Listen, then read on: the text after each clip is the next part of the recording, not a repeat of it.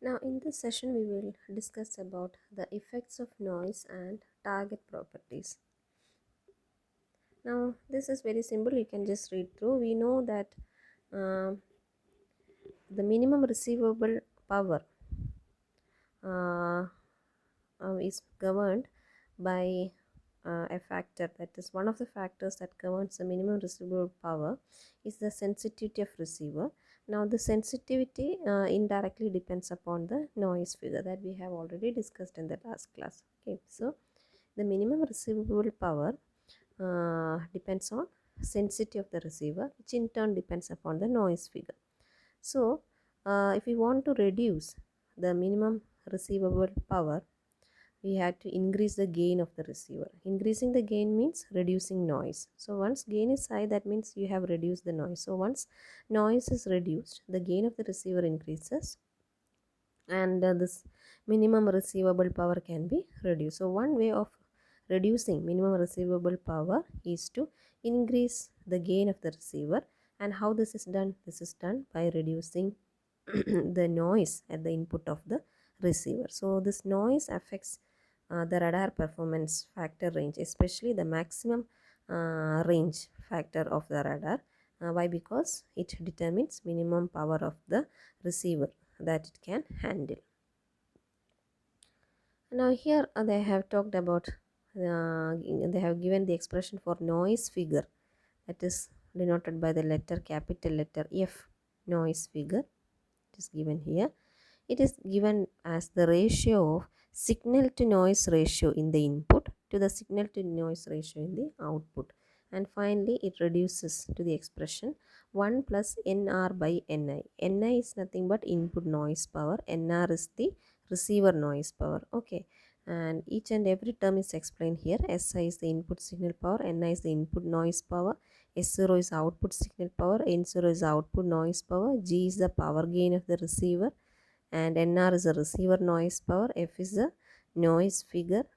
Then S by N, as I is the signal to noise ratio in the input, S by N, O is the signal to noise ratio in the output. So this noise figure, capital letter F, is equal to 1 plus NR by NI, where NR is the receiver noise power and NI is the input noise power. Okay, or you can define this noise figure F as the ratio of signal to noise ratio in the input to the ratio of signal to noise power in the output.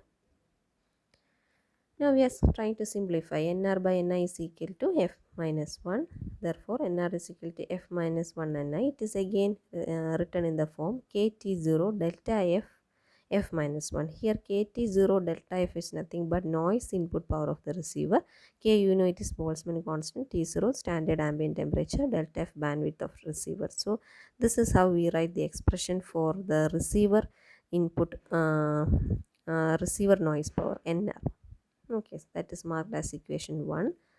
And we assume that antenna temperature is equal to this standard ambient temperature, which is T0, and that becomes important, or the antenna temperature becomes important only if very low noise amplifier is used. Otherwise we neglect the antenna temperature.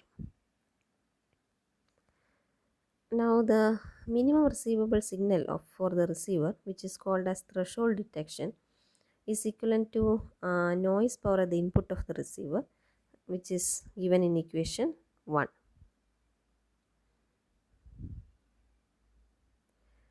Then we know that the echoes, that is the reflected signal from the target, are repetitive, whereas the noise signals or the noise impulses are random. Now, so we make use of an integrating procedure in the receiver section, and what we do is that a meaningful echo is obtained from there, and that echo is chosen in such a way that it is not greater than the noise impulses. So this will be understood only if we consider the display of the pulses received on the CRT. Now the signal pulses will keep recurring, that is, it gets repeated at the same spot if the target is stationary. So if the target is stationary, the pulses or the signal pulses that we obtain on the CRT will be repeating, that is, it will be recurring. so that the brightness at that point on the screen will be maintained. Okay, now that is the case when the target is stationary. Now, what happens when the target is in rapid motion? That is, if it is moving significantly between successive scans, then a system of moving target indication may be used. That is MTI, moving target indication. About that, we will learn in the coming session. So, let us not discuss it right now. Now so that is they are talking about the how the display system in the CRT look like if the target is moving or if the target is stationary. If target is stationary, what happens?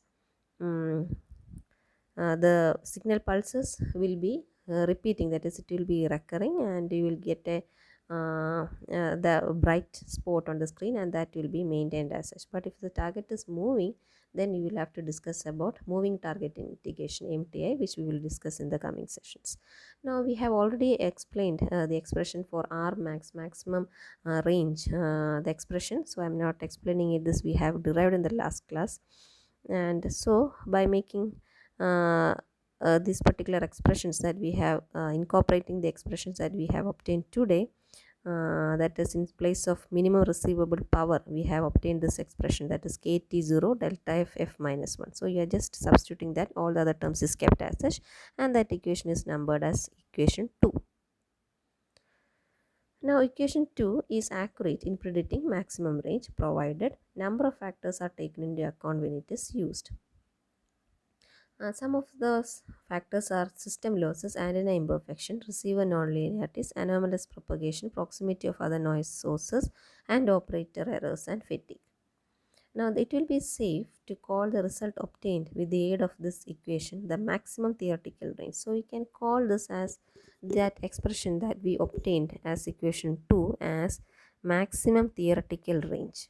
Okay, maximum, there comes a word theoretical. So, equation 2 actually stands for maximum theoretical range.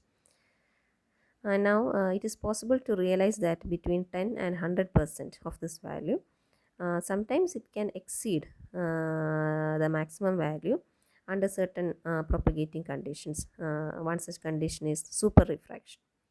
Now substituting for the capture area in terms of antenna diameter and for various constants, the maximum range can be expressed in kilometers after simplification as this one. Here also all the terms are explained. So this is the expression for R max on further simplification, that is equation 2 on further simplification. Now the last one is target properties. Now for targets whose dimension is large compared to wavelength, similar to that for an aircraft, microwave radar performance factors is used. That is, the radar cross section is actually defined as projected area of a perfectly conducting sphere which reflect the same power as actual target effects if it is located at the same spot as the target. Now, first of all, let us discuss about the radar cross section. It depends on frequency used. If this is such that target is small compared to wavelength, so let us consider a target which is small compared to the wavelength, then its cross-sectional area for radar performance factors will be small than its real cross-section. Now, this type of situation is called by the name Rayleigh region. Okay, now when the circumference of a spherical target, if it is between 1 and 10 wavelengths, then the radar cross-section will oscillate about the real one. And this condition is called by the name resonance region. Now finally for shorter wavelengths, that is in the optical region, the radar and true cross-sections are equal. So the region where radar cross-section and true cross-section are equal is called optical region, and it usually happens at shorter wavelength regions. Okay, so you have discussed about three regions: Rayleigh region, resonance region, and optical region. Now, apart from these variations with frequency, radar cross-section of a target will also depend on polarization of the incident wave, degree of surface roughness, the use of spherical coatings on the target, and more important of all this is the aspect of the target, that is aspect ratio, height to width ratio. Okay, so these are just theories you can discuss about. If they are asked a short question like discuss about the effect of noise, you can write that. Otherwise, write a brief note on target properties. Target properties, I think we have also discussed about this earlier in one of our classes, so you can combine that and write. Okay, so that's all for today. Thank you.